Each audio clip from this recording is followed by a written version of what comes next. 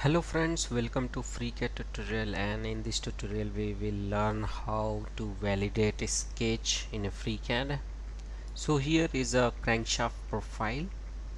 So if I close my profile and if I try to extrude it, then I can easily extrude it because my sketch profile is completely closed. But what if you have the open loop in your sketch? Then how you can validate your sketch?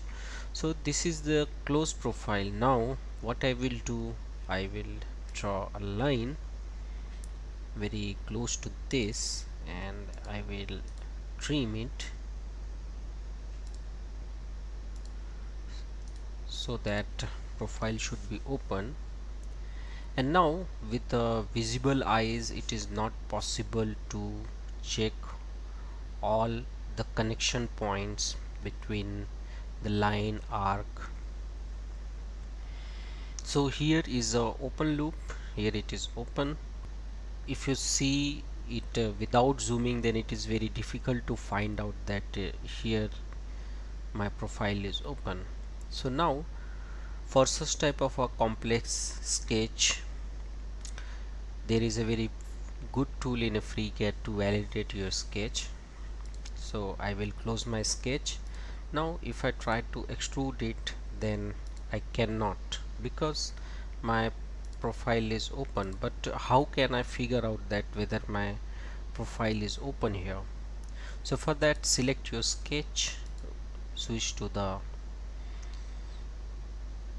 sketcher workbench, and on the sketcher workbench select your sketch, and here you will get option of to validate sketch. So once I click on the option on validate sketch, then here click on highlight troublesome vertex.